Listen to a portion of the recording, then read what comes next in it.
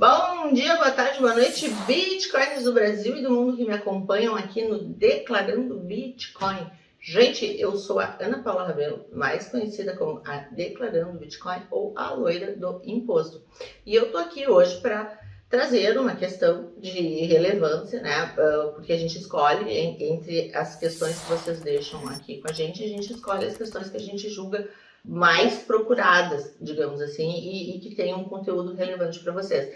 E a gente trouxe aqui hoje uma questão que é de um rapaz que motivou o nosso vídeo, né? Onde ele questiona o Joandro. Primeiro, faz a IN 1888 do mês atrasada para depois fazer a multa ou é ao contrário? Então, fica com a gente até o fim para entender essas questões da IN 1888 e aproveita, toca a sinetinha aqui no nosso canal, te inscreve no nosso canal, dá o like aqui e compartilha esse vídeo com o maior número de pessoas possível, ok? Gente, toca a vinheta aí.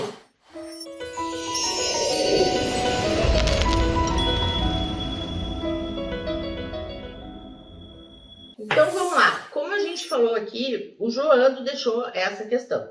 Primeiro faz a IN 1888 do mês atrasado para depois fazer a multa ou é o contrário? Joandro, a primeira coisa que a gente tem que entender é o seguinte. A multa da IN 1888, ela só cessa na entrega. Digamos que tu tenha que gerar a IN de janeiro de 2022. Nós estamos em setembro de 2022. Essa IN vencia em fevereiro de 2022, ok? Se ela vencia em fevereiro de 2022, tu tens que, para cálculo da multa, primeiro entregá-la, que aí cessou com a entrega essa penalidade. Então, vamos lá. Ela vencia em fevereiro e tu vais entregar hoje, setembro, ok? Então, até hoje ela estava atrasada. A partir de quando corre essa multa? Essa multa corre a partir do mês subsequente, né? Porque em fevereiro era o vencimento dela, certo? A partir de quando há o atraso? A partir de março. Então, esse atraso é referente a março, abril, a maio, a junho, a julho, a agosto e a setembro. Então, são 7 meses de atraso, né, com relação à IN de janeiro, ok? Vamos conferir. Ela era de janeiro, vencia em fevereiro. A partir de março teve multa, abril, maio, junho, julho, agosto, setembro. São 7 meses, ok? Nesses 7 meses se passaram, a Receita Federal não te notificou para coisa nenhuma, então essa multa ela é de R$100 por mês, tu não caíste em nenhum processo de fiscalização, a Receita não te cobrou nada, ok. Então ela é de R$100 por mês e tu entregou ela hoje.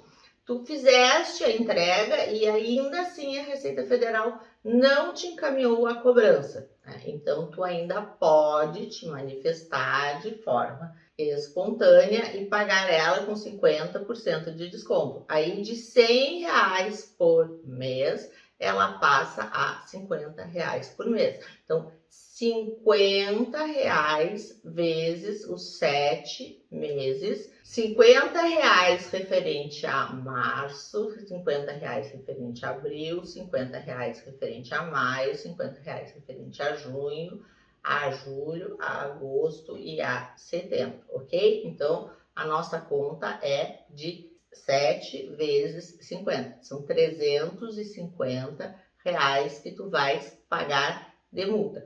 Como preenche essa multa?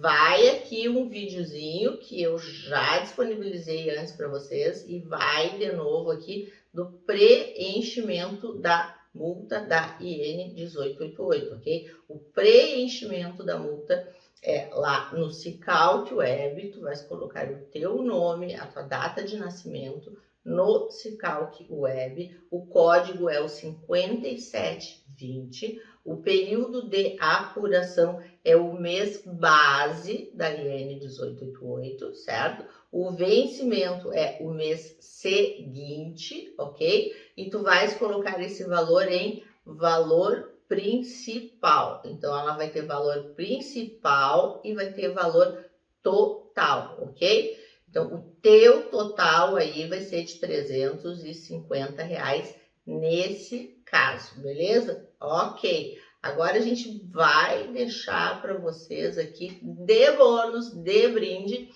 um preenchimento de uma IN manual para aquelas pessoas que fazem a IN de forma manual, ok? Gente, lembrando que para IN manual, que é o que a gente vai deixar para vocês de brinde aqui, isso aqui é um vídeo que tem lá no nosso curso, certo? Não precisa certificado digital, basta a senha ECAC. Já para entrega em arquivo, se faz necessário sim o certificado digital. Não há como entregar o arquivo sem certificação digital, ok? Então, gente, fica com a gente aqui agora nesse videozinho que tu vais aprender a fazer a IN manual, né? Gurias, toca o bônus pro pessoal aí.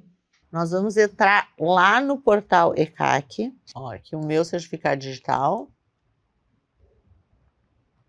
Ok, gente, eu estou dentro do meu ECAC aqui, tá? Dentro do meu ECAC, e aqui eu vou mostrar para vocês. Onde é que a gente entra? Cobrança e fiscalização, obrigação acessória, formulário online e arquivo de dados. Aqui a gente tem aqui, ó, exatamente aqui, ó. Se a entrega fosse em arquivo, tá aqui, que é como eu faço lá do sistema, a gente entregaria aqui e com o certificado digital utilizaria o Coleta Nacional, né? E com o Coleta Nacional a gente faria a entrega do arquivo, ok? No nosso caso aqui eu vou ensinar vocês a fazer um preenchimento online, não requer certificado digital, requer só a senha ECAC. E como eu digo assim, para quem tem poucas operações, é bom que faça aqui sozinho manual. Por quê? Porque ao fazer de forma manual, tu vai entender aqui, ele é muito intuitivo, o que a Receita quer de ti. Né? Então, eu acho bastante interessante a pessoa que está começando a fazer as suas primeiras INs de forma manual aqui. Então, eu vou entrar aqui, original, vou marcar como uma original, digamos que seja aqui uma 2021, como eu não vou entregar aqui, tanto faz, tá? Confirmo. Estou entrando em janeiro de 2021, foi o período lá que a gente botou que fez a operação. Aqui está aqui, ó, obrigação acessória, declaração sobre operações realizadas com criptoativos, formulário online, período de apuração, 1º de janeiro de 2021 a 31 de janeiro de 2021. Gente, não vamos nos assustar com isso aqui, tá? O que tem dentro da IN 1888? A gente sabe que quando a gente opera numa exchange nacional, ela mesma faz essa IN independente de qualquer valor e ela entrega a nossa movimentação. Tu, contribuinte, vai entregar quando? Ó, tu da gaúcha aí. Tu, contribuinte, vai entregar quando? Quando as tuas transações, as tuas operações forem superiores a 30k fora da exchange nacional. Ou seja, ou numa exchange no estrangeiro, né? Ou no P2P, transação de carteiras, esse tipo de coisa. Sempre que for fora de exchange e for fora de exchange nacional, né? Aí tu vai ter que fazer essa operação quando for superior a 30k. Então, o que a gente tem aqui? A gente tem aqui, ó, pessoa física e pessoa jurídica com o uso de exchange.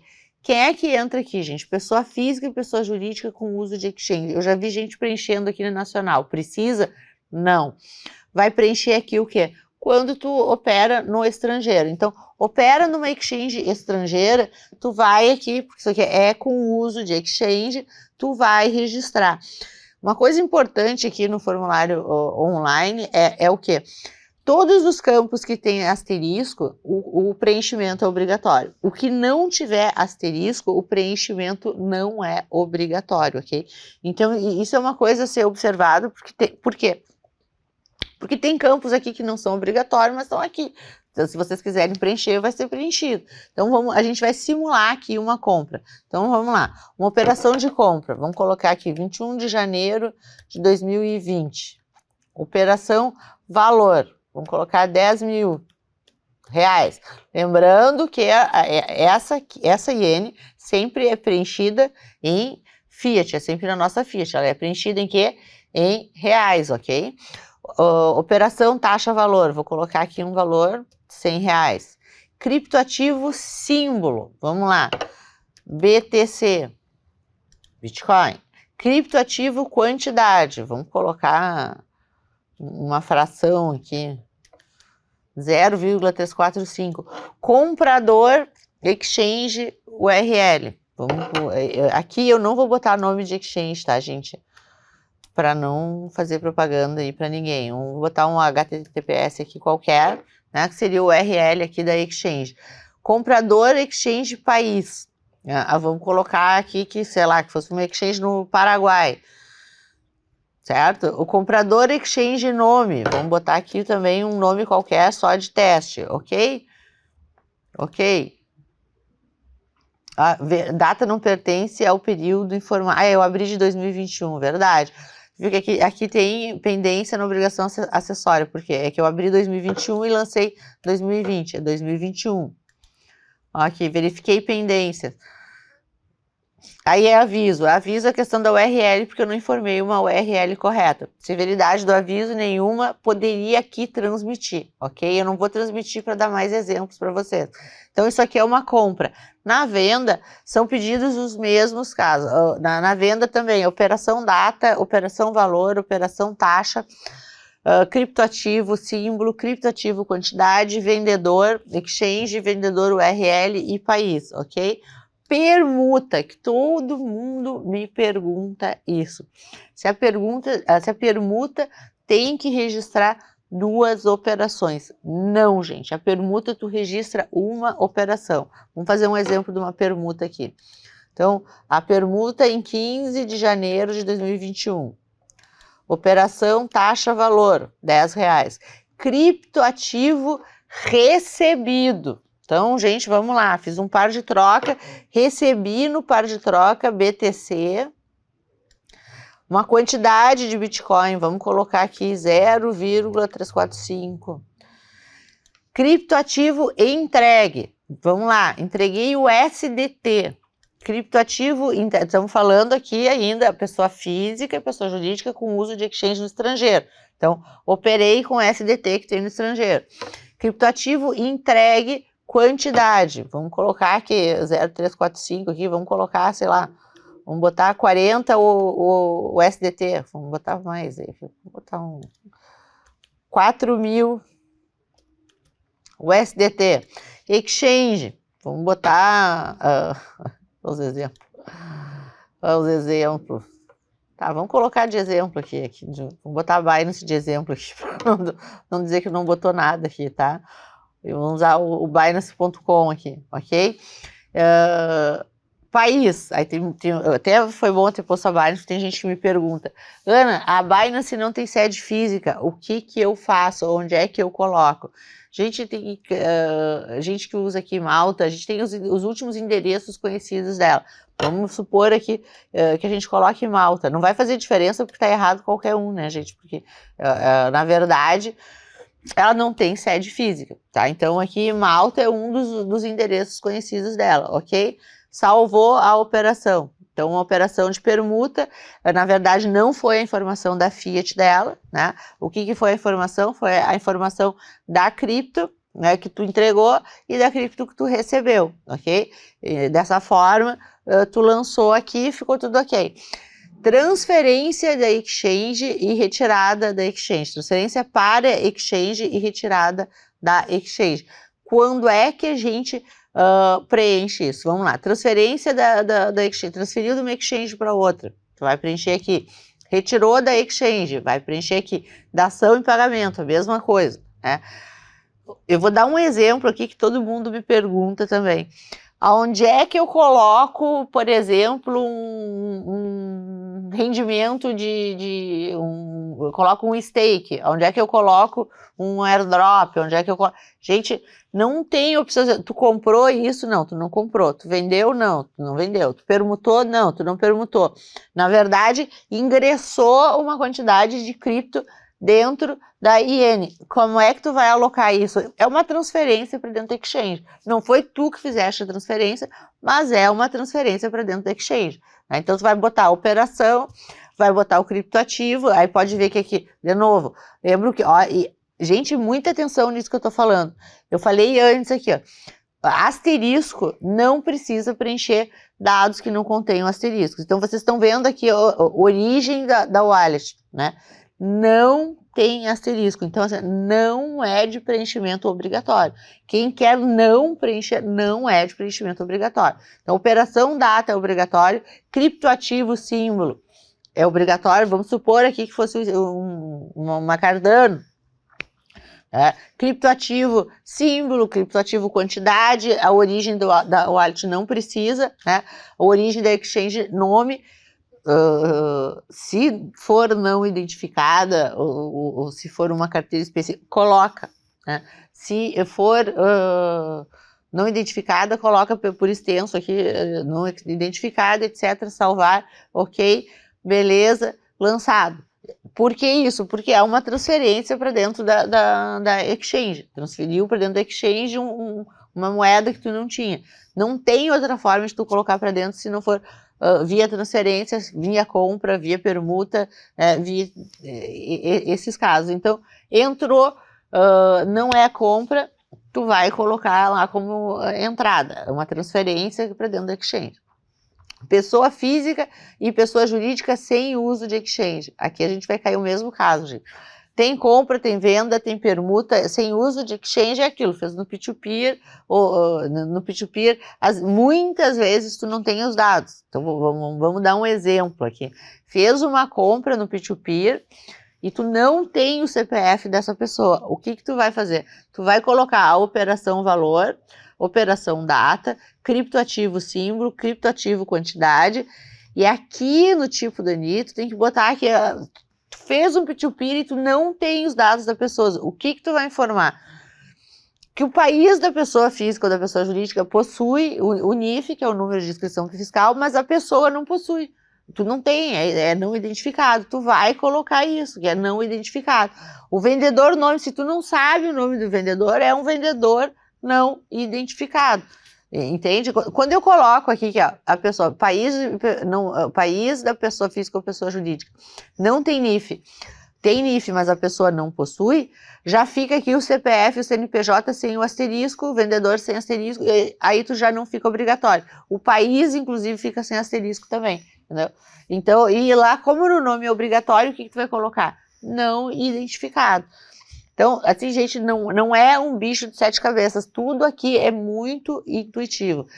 Venda, idem, permuta, idem, tem campo para doação, donatário, doador, cessão, cessionário, cedente, dação em pagamento, emissão e outras transferências. O que vai aqui o outras transferências? O outras transferências como adquirente e transferente pode ser aqui também o que? A transferência entre carteiras. Transferiu entre carteiras, aqui tu vai colocar, assim, o adquirente e o transferente. Na verdade, até quando for tu mesmo, tu vai colocar as duas situações. Ah, mas faz diferença eu informar? Na verdade, quando acontecer uma troca de endereço, for fora de exchange, não tem por que tu não informar. Então, assim, pode informar. Acho que o que a bunda não prejudica. Nesse sentido, não é clara a questão da troca de carteira, mas o que a bunda não prejudica. Eu informaria, ok? Gente, lembrando que muita gente às vezes me pergunta assim, muito detalhe, onde é que coloca a rebimboca da parafuseta da IN 1888.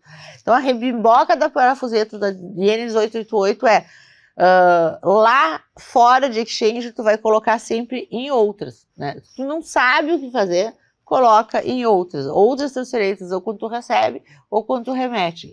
Isso é o que tu vai fazer quando tu não sabe onde fazer. Ah, vou cair na malha fina por isso? Não, tu não vai cair na malha fina e tu vai estar informando um valor, tu também não vai ser multado por isso, ok? Quando é com o uso de exchange, na verdade, tu não tem outras opções, ou tu transfere ou tu retira, comprou, vendeu, permutou, transferiu, ou retirou. Então, quaisquer ingressos na tua exchange que tu não tenha comprado e tu queira colocar dentro do exchange, tu recebeu de fato dentro do exchange, tu vai ter que colocar como transferência para exchange, transferência da e transferência para. Entende? Então, assim, o pessoal tem que se ligar ao seguinte, não é o fim do mundo preencher a IN 1888, ao contrário, a IN 1888 é muito intuitiva, tem que entrar aqui e ir preenchendo. Não sabe o que fazer? Transferência e retirada quando for dentro de exchange, certo? Quando for valor que saiu ou que entrou, e quando for fora de exchange, fazer isso que eu disse lá no outras transferências, né? Sendo também ou transferente ou não, né?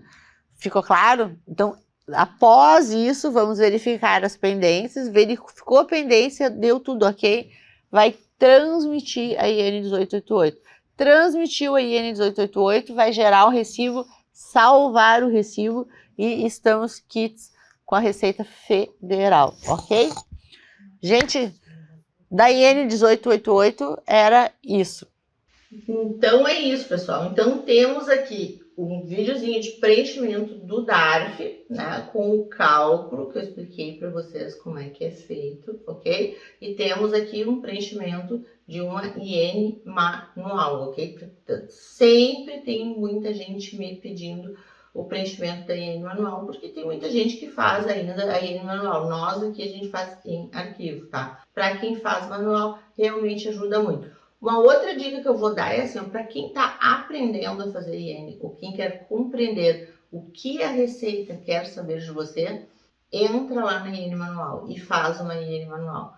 Por quê? Porque quando tu faz uma IN manual, e eu já fiz isso, tá? Quando veio a IN, a primeira coisa que eu fiz, eu esperei, era 7 horas da manhã, acho que era 6 horas da manhã quando liberaram a primeira IN, eu esperei lá às 6 horas da manhã e entrei para fazer um preenchimento para eu entender o que a Receita queria saber de fato, né? E acho que é crucial para todo mundo que quer entender o que vai para a Receita Federal fazer um preenchimento manual, e nem que seja para teste, sem enviar, né?